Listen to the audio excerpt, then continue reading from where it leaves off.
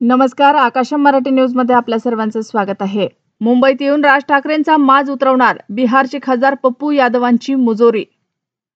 माझ्या आणि राजमधला अंतरपाठ अनाजी पंतांनी दूर केला। एकत्र आलोय, एकत्र राहण्यासाठी उद्धव ठाकरेंनी ठणकावलं।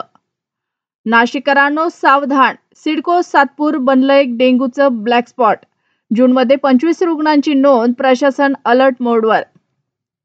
शिंदे गोंधळलेले, मंत्रिमंडळातील कच्चं मडकं म्हणत राऊतांची टीकास्त्र, मुख्यमंत्र्यांनाही धरलं जबाबदार। ड्रामा बंद कर राज ठाकरे, आव्हान देणाऱ्या केडी यांना मनसेचा दणका, विजयी मेळाव्याआधीच ऑफिस फोडलं।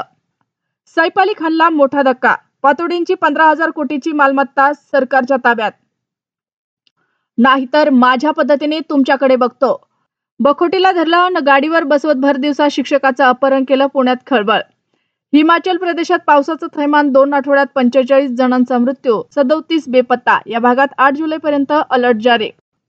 लाडक्या बहिणींचं पोर्टल बंद, आता नव्याने नोंदणी होणार नाही। ठाकरे, तुमच्याकडे न्याय मिळत नसेल तर गुंडागिरी करू, ठाकरेंचा फडणवीसांना टोला।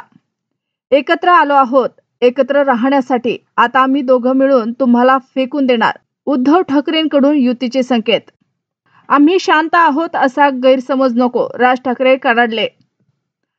12 वर्षाच्या विद्यार्थ्याचा अचानक मृत्यू, शाळेच्या गेटजवळ कोसळला, घटना सीसीटीव्हीत कैद।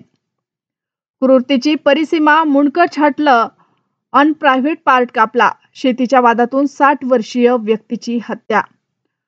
तो व्हिडिओ व्हायरल करण्याची धमकी, बदनामीच्या त्रासाला कंटाळून महिलेनं आयुष्य संपवलं। गाडीतून उतरताच धाडधाड फायरिंग, भाजप नेत्याची गोळ्या झाडून हत्या, मुलालाही असंच संपवलं होतं।